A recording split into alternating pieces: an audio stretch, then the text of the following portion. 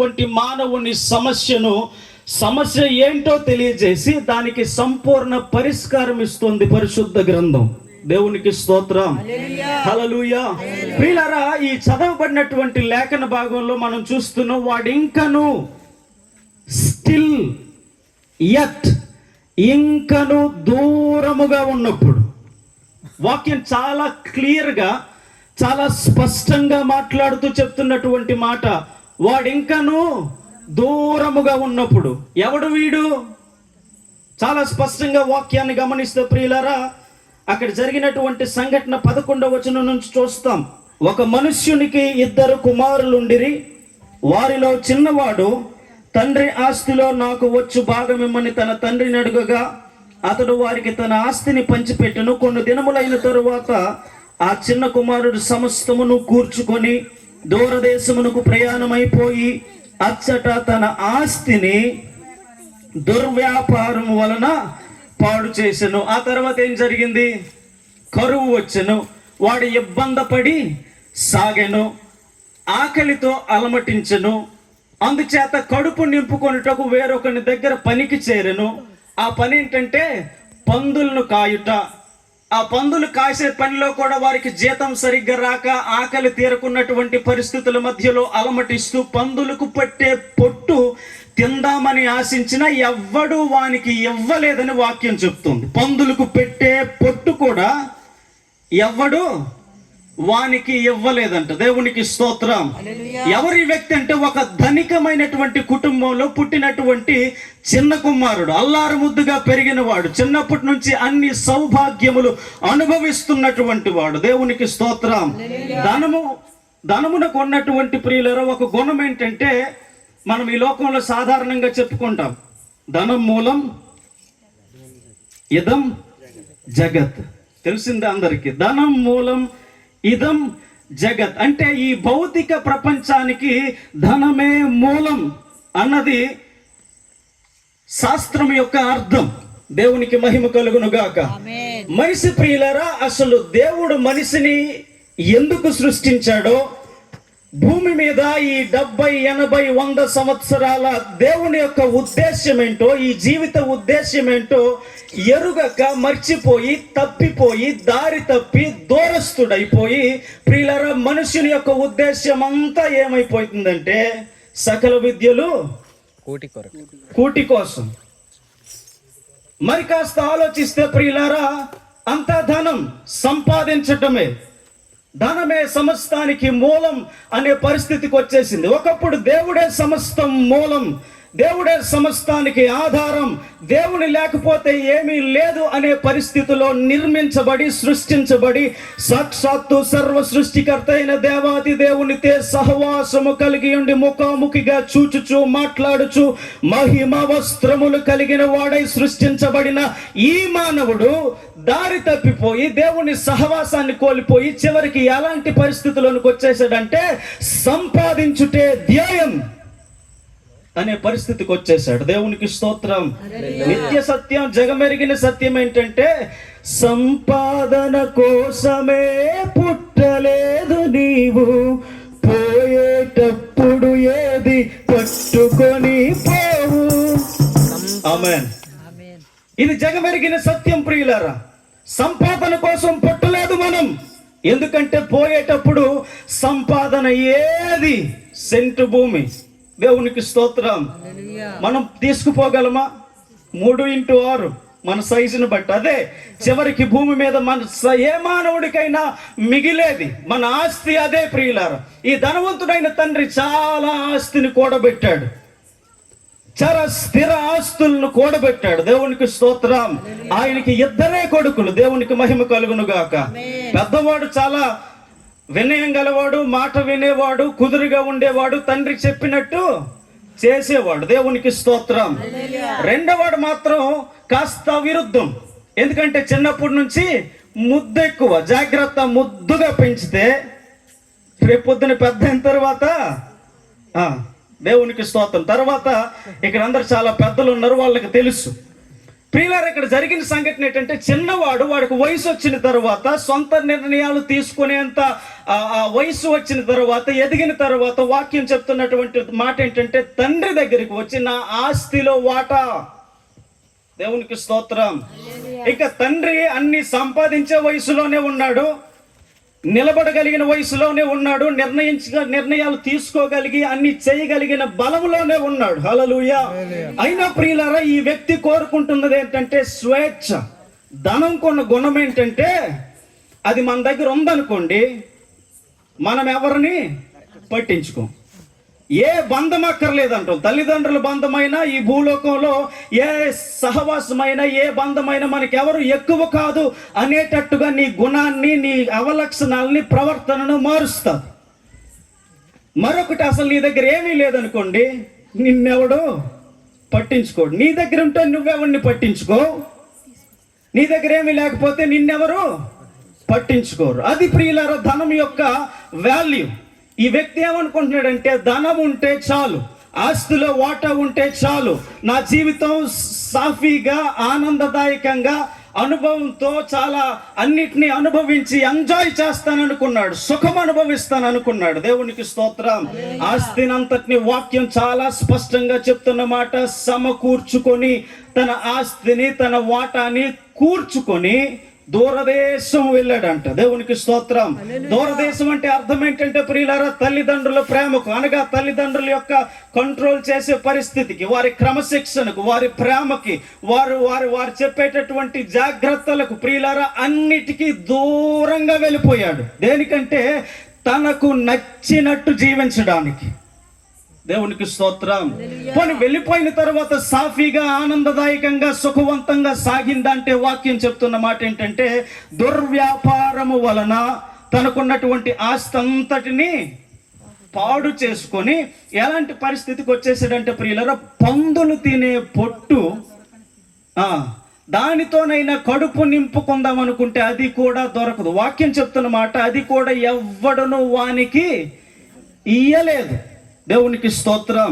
నీ స్థితి దిగజారిపోతే, నీ పరిస్థితులు అతలాకుతలమైతే, తలకిందలుగా మారిపోతే, ప్రియులారా నీ కంట్రోల్లో లేకపోతే, దుర్వ్యాపారం అయిపోతే, నీకు సహాయం చేసేవాడు ఎవ్వడు లేడు.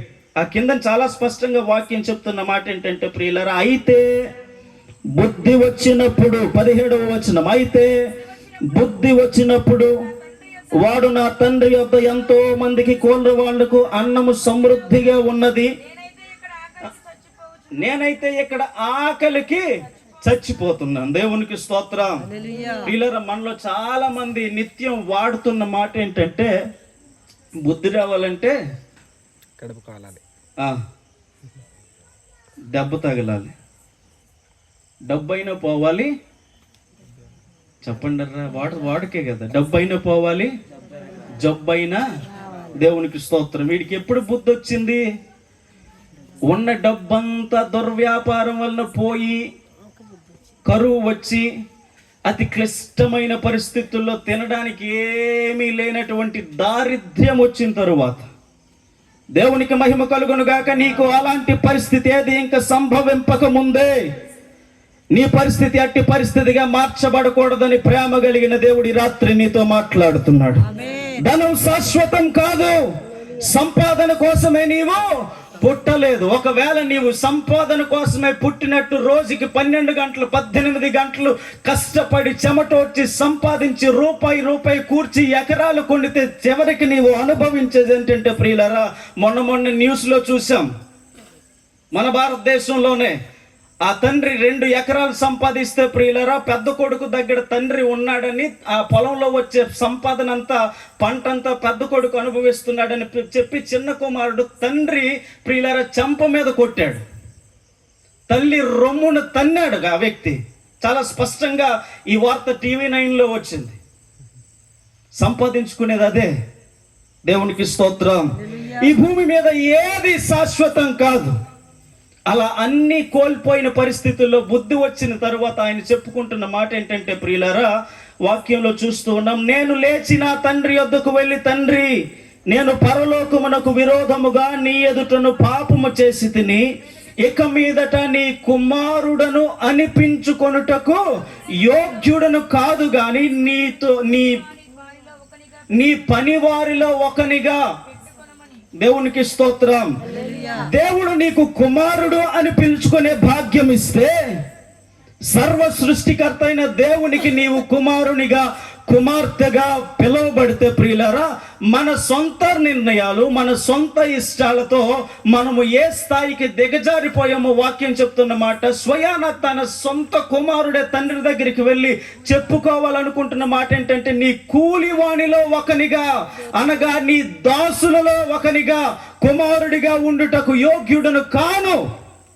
నా అనుభవం అంతా చేదైపోయింది, నా సాక్ష్యం అంతా పోయింది, నా మంచి పేరంతా పోయింది, సంపాదించుకున్నదంతా నాతో ఏమీ రాలేదు.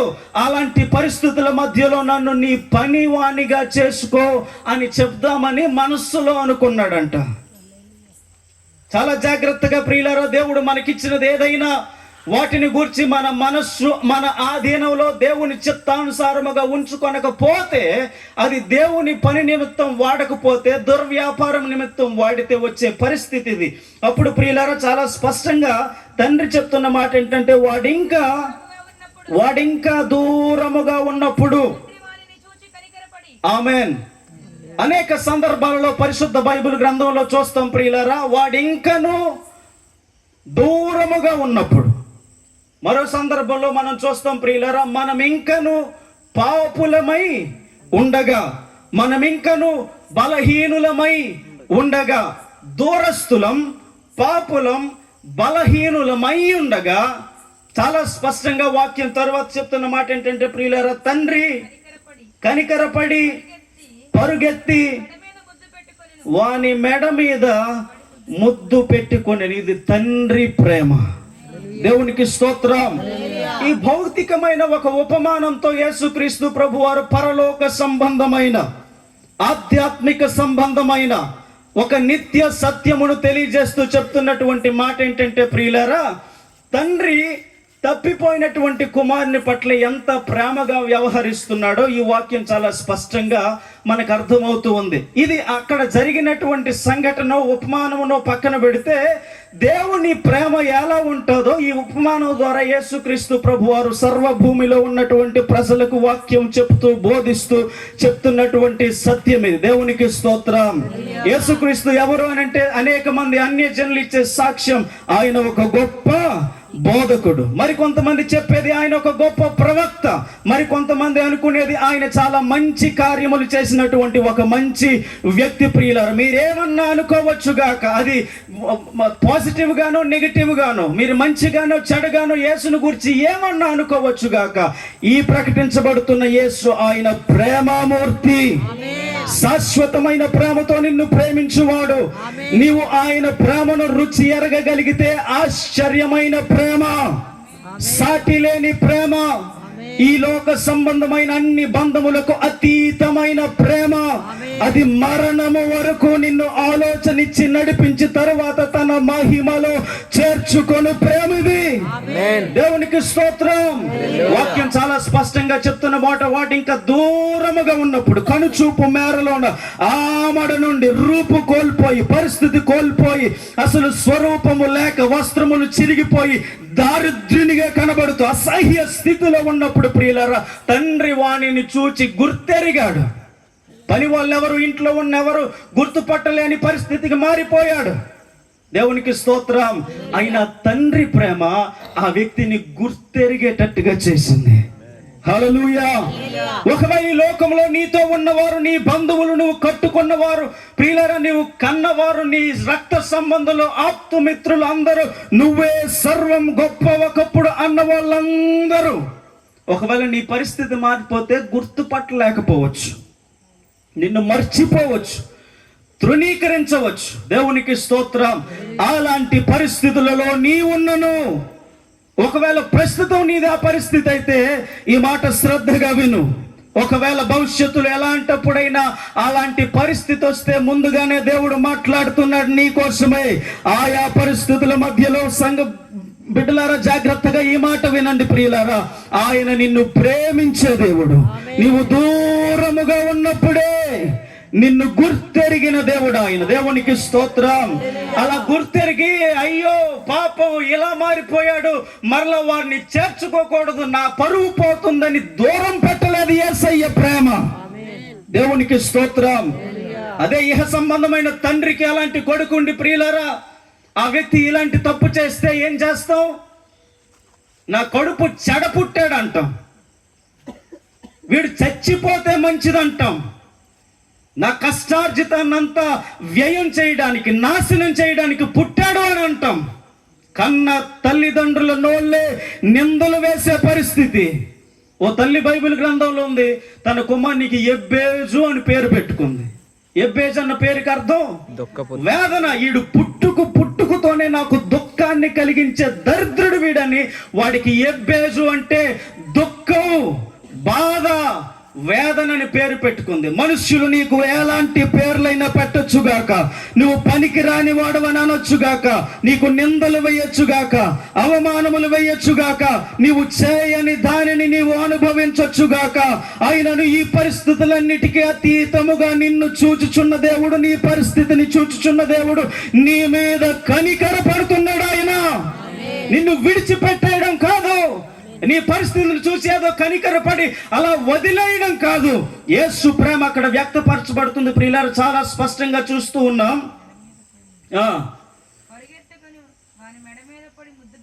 పరిగెత్తి ఎవరు పరిగెడుతున్నారు ఇక్కడ?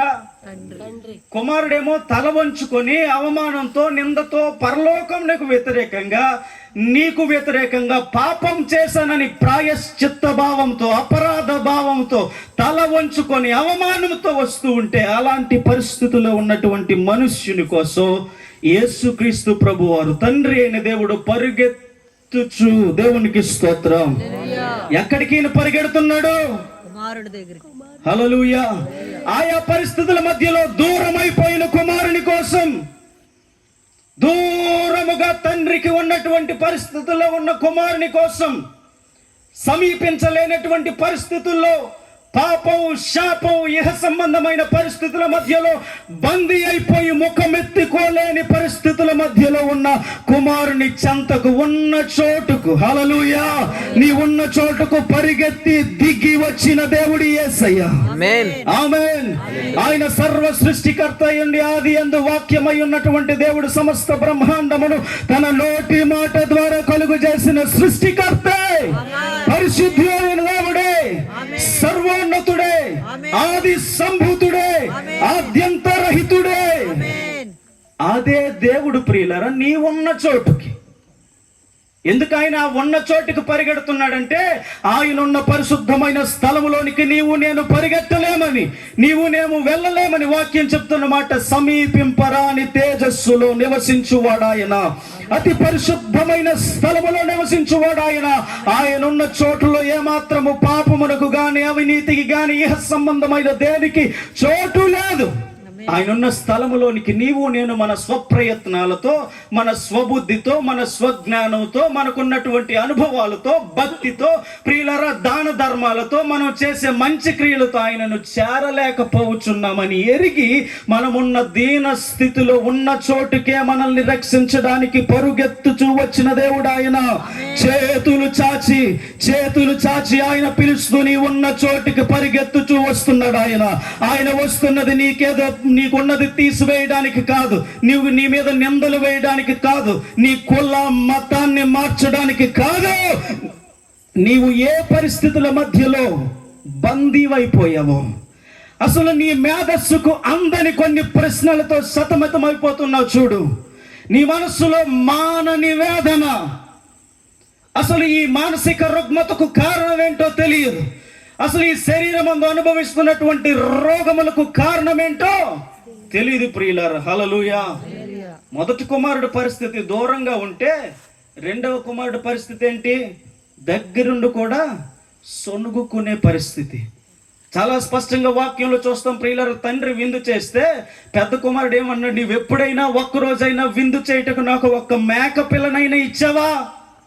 దేవునికి స్తోత్రం. దగ్గరుండి తండ్రికి దూరముగా ఉన్నటువంటి మనస్సు, ఇంకొకడు దూరముగా సమస్తాన్ని నాశనం చేసి తండ్రికి దూరం అయిపోయినటువంటి పరిస్థితి. ఈ గుణం మనిషికి ఎక్కడి నుంచి వచ్చింది? ప్రేమ కలిగిన తండ్రి, మంచి తండ్రి పిల్లలుగా పుట్టినటువంటి ప్రియులారా, మానవులకి ఈ దూరం అయిపోయే, అసహ్యించుకునే, లేకపోతే వ్యతిరేకించే, లేకపోతే ప్రియులారా కోపపడే ఈ మనస్సు ఎక్కడి నుంచి వచ్చింది? దేవునికి స్తోత్రం.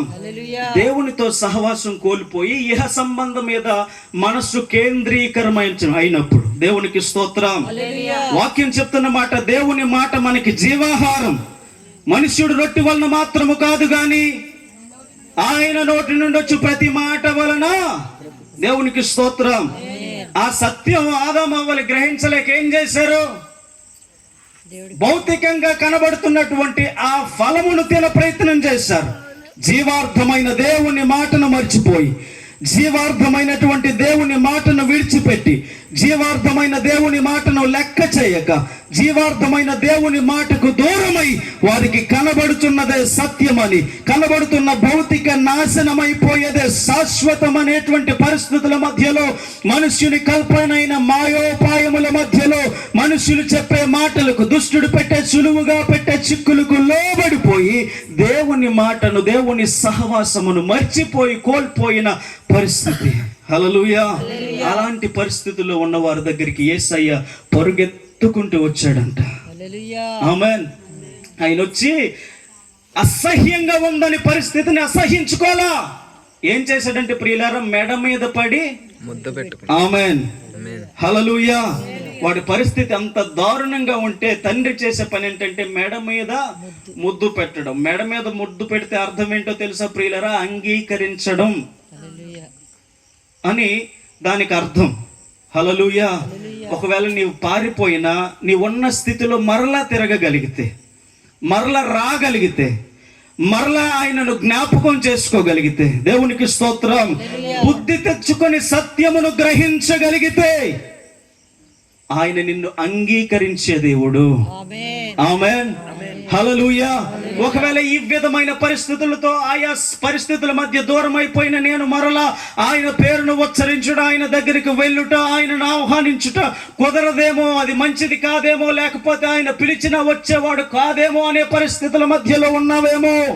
ఈ లోకం చెప్పే లోకోక్తి ప్రియులారా, దేవుడు అంటే దుష్ట శిక్షణ, శిష్ట రక్షణ, దుష్టుల్ని శిక్షించేవాడు, దుష్టుల్ని నాశనముకు జోగిపోయేటట్టు చేసేవాడు, దుష్టుల్ని మరణదండనతో చేసేవాడు, నీతిమంతుల్ని మాత్రమే, మంచివారిని మాత్రమే రక్షించేవాడు అనేది మనుష్యుని యొక్క ఆ యొక్క మనిషి ఉన్నటువంటి ప్రియులారా లిమిటెడ్ నాలెడ్జ్, పరిమితమైనటువంటి ఆ జ్ఞానాన్ని బట్టి మనిషి అనుకునే పరిస్థితి అది. కానీ ప్రియులారా, మనిషి జ్ఞానమునకు మించిన నీదే యేసు ప్రేమ.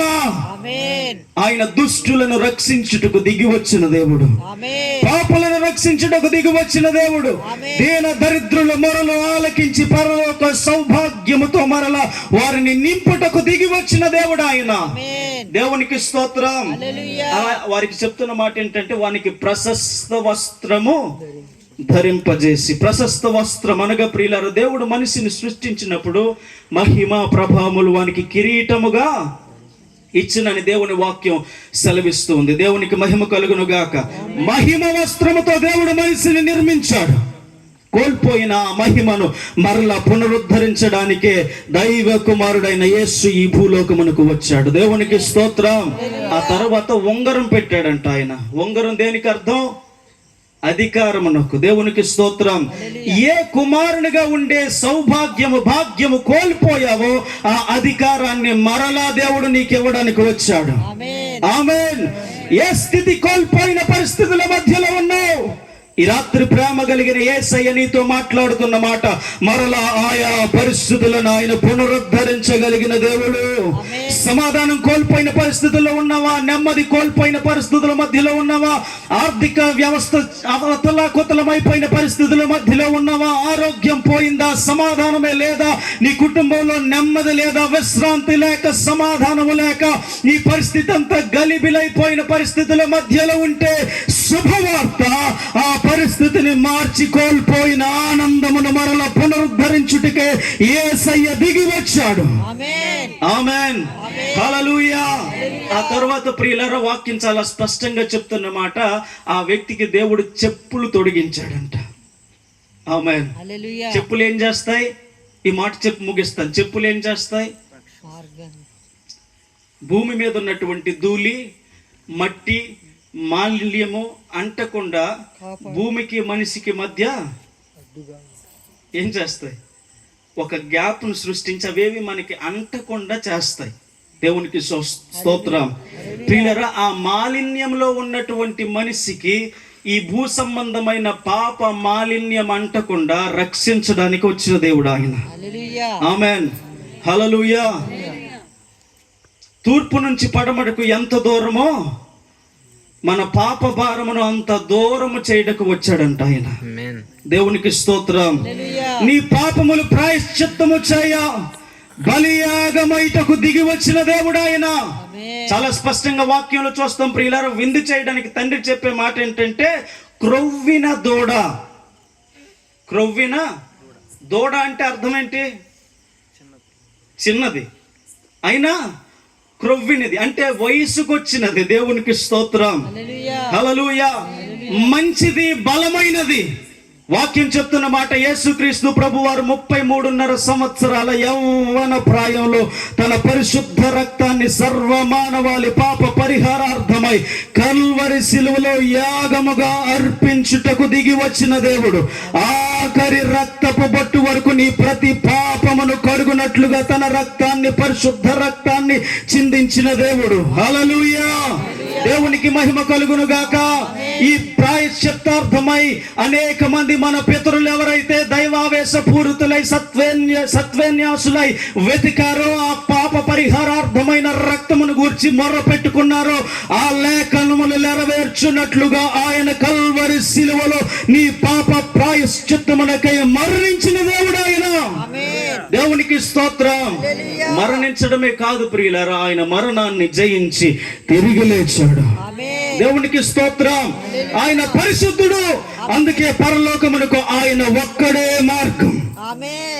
ఆయన మరణమును జయించి తిరిగి లేచాడు. అందుకే పరలోకము, నిత్య జీవము, మనము కోరుకునే వైకుంఠము ఇవ్వగలిగిన ఏకైక సజీవుడు ఆయనే. దేవునికి మహిమ కలుగును గాక. ఈ భూమి ప్రపంచంలో ఒక్క సమాధి ఖాళీగా ఉంది. అది యేసుక్రీస్తు ప్రభు వారి సమాధి. చరిత్ర, భౌతిక శాస్త్రం ఆయన మరణం, పునరుద్ధానములు గూర్చి సాక్ష్యం ఇస్తుంది. ఆమేన్. నీకోసమే ఆయన ఈ ప్రయత్నం అంతా. నీవున్న స్థలములో చిన్న ప్రార్థన చేయగలవా? కండ్లు మూసుకొని చిన్న ప్రార్థన. నీవున్న స్థలములో, థ్యాంక్ యూ జీసస్.